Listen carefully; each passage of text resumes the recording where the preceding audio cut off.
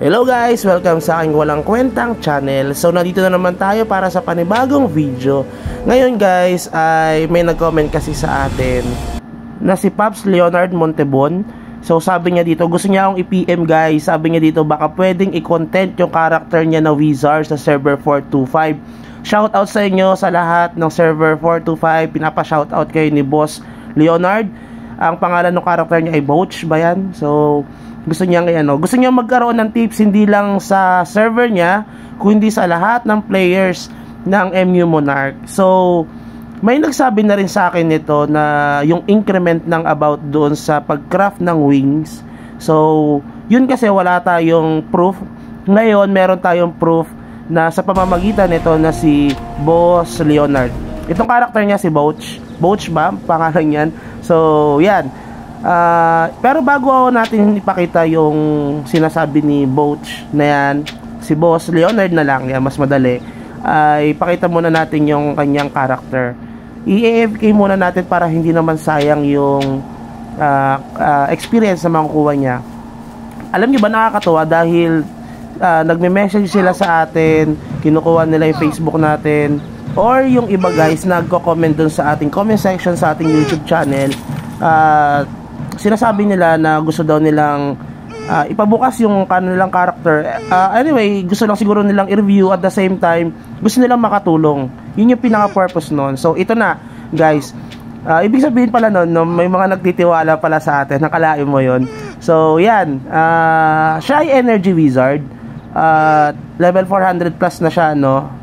Medyo mababa pa yung class talent niya, pero given yan dahil bago pa lang yung server nila or bago pa lang din yung character nila.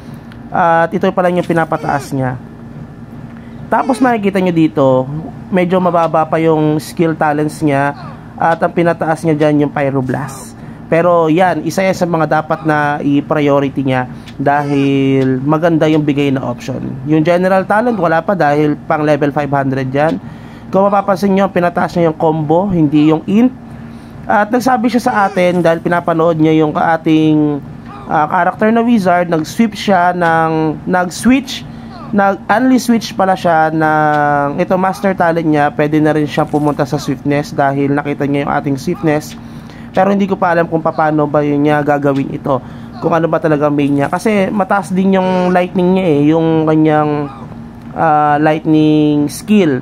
So baka sa pag PVP yun yung ginagamit niya, pero kapag pa-level yan, itong ginagamit niya yung Pyroblast or pag-hunting. Pero para sa akin, sabi ko nga, yung swiftness dapat nakafocus ka doon sa lightning mo para ma-maximize mo yung potential nung master talent na swiftness. Kasi medyo magkahalo-halo kasi yung yung sayang naman yung level na skills na magagamit natin kapag marami tayong pinapa-level na skills natin, which is pwede naman yung isa or dalawa tapos max na level yung ating skill na yan. Mas magagamit natin yung full potential nung ating mga skills na yon.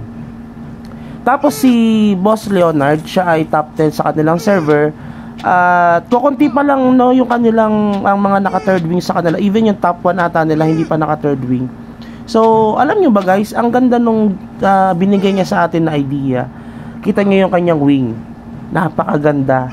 45 and 44. Tapos yung option niya napakagaling, attack speed and attack level 20. So paano niya ba ginawa yan? Ano ba yung naging paano niya ba ito na craft? Ipapakita natin guys kung paano niya to ikinraft. Tapos i-explain natin yung details kung para saan ba yung mga sinasabi niya or yung idea niya. Anyway, theory lang ito nung una hanggang sa in-execute niya. Then ito na guys, yung kinalabasan ng kanyang craft na third wing. Siguro naawa siya sa atin no, kasi nakita niya rin yung ating wing. Sabi niya sa atin dati, yung wing natin ay 2.8. Sabi ko naman sa kanya, hindi yun 2.8. Yun ay 2.6 na third wing. So, tayo naman, wala namang problema doon. Ngayon, kita nyo naman yung wing natin. Hindi na tayo nag-craft, bumili na tayo ng ating wing dahil alam natin na malas tayo sa pagka-craft. At hindi na natin sinubukan dahil late niya na itong sinabi sa atin Pero kung sinabi niya to sa atin, siguro gagawin ko rin yung bagay na yon. itong sinasabi niya na pag-increment ng ating mga ng pag-craft ng ating wings. So simulan na natin guys, ipapakita natin yung mga videos ko paano niya ginawa. Pero ito pala guys, kung makikita nyo, siya ay hindi spender, siya ay hindi talaga siya spender kasi 100 plus lang, level for 20 na siya, medyo matagal na yung server nila. Sabi niya sa atin 55 nurse lang daw siya, 55 lang ang dini-daily top up niya para makuha yung mga daily rebates, no, yung daily rewards. Yun yung ginagawa niya. Syempre maganda rin ang bigay nun. So pwedeng yung gawin to. Ang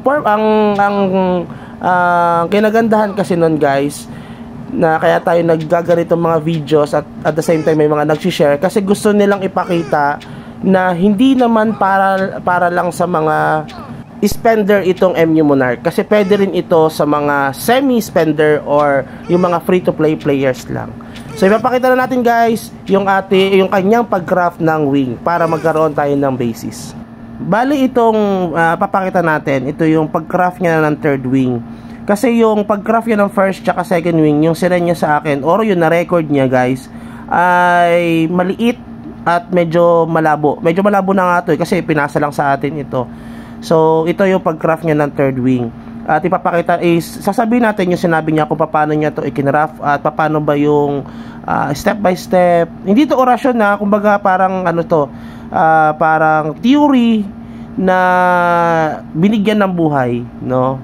Paano ba binigyan ng buhay? So, kasi sabi niya sa atin, yung pag-craft niya ng wing, yung first wing niya, kailangan full option. Hindi naman full option, kumbaga maganda yung option, maganda rin yung base stats. Yung parang 35-35. No, yan, nag-craft na siya ng wing. 35-35. Tapos, yung first wing pala, parang 15-15. Diba? Tapos, yung second wing or 2.5 wing, dapat maganda rin. At least, kahit para daw 35-35. Para maganda yung bigay ng wing natin pagdating sa third wing. Isa pa pala sa advice niya na kapag magka-craft daw kayo, maganda daw dito sa loob ng Sage War. Dahil, ewan ko, yun ang sabi niya sa atin eh. Wala namang mawawala kung susubukan natin. Kaya niya lang daw sineshare to para kahit paano hindi daw masayang yung effort natin sa pag-craft ng wing. So, ito na yung basis natin. So, ayan, sabi niya dito, from first wing daw, 15/15, tapos level 200. Tapos yung second wing niya, naging 25-25, speed EDR. Oh, ganda ng option, 'di ba? Tapos pagdating ng 2.5 wing niya, 35-35, ignore damage. Ignore ba 'yan? Tapos yung max MP, pangit yung second option niya pero maganda ignore. Tapos yung third wing yun na nga, yung na-craft niya na wing niya yon. So ibig sabihin nito, yung increment ng pagka-craft natin ng wing, maganda talaga pag sabi niya. At yun din naman ang mga nagsasabi ng ibang mga servers na nakausap ko at nag-advise sa atin. Actually, ang una nagsabi sa akin ito si Queen of Blades. Maraming kaaway yun si Queen of Blades. YouTuber din yun, kaso unti lang ata ang subscribers niya dahil nga ang dami niyang kaaway. At tas hindi na rin siya masyado nag-post masyado or nag-upload ng mga videos. So siya yung una nagsabi sa atin. So feeling ko pangalawa na siya, pangatlo na nga ata to, tapos may mga nakausap tayo sa mga servers sa atin dahil naawa sila sa atin doon sa ating 2.6 na wing at balak nga nating mag-recraft dati, kaya sinabi nila sa atin yun. Pero unfortunately yung 2.5 wing na kinraft ko dati ay pangit, kaya nga balak ko sanang i-craft yung ating 2.5 wing na nakuha natin sa rebate. Ito ay yung recently lang. Kaso kinabahan tayo at parang ayoko na-trauma na kasi ako doon sa ilang beses kong pag-craft ng mga wings at puro pangit ang bigay. Ayoko kasi mag-quit, gusto ko pa rin maglaro, so bumili na lang tayo ng wing kahit na yon ay pang Blade Knight, kahit na tayo ay summoner. So yun, ewan ko kung mag-change class ako or i-change ko yung wing na yon sa summoner, sa Shami.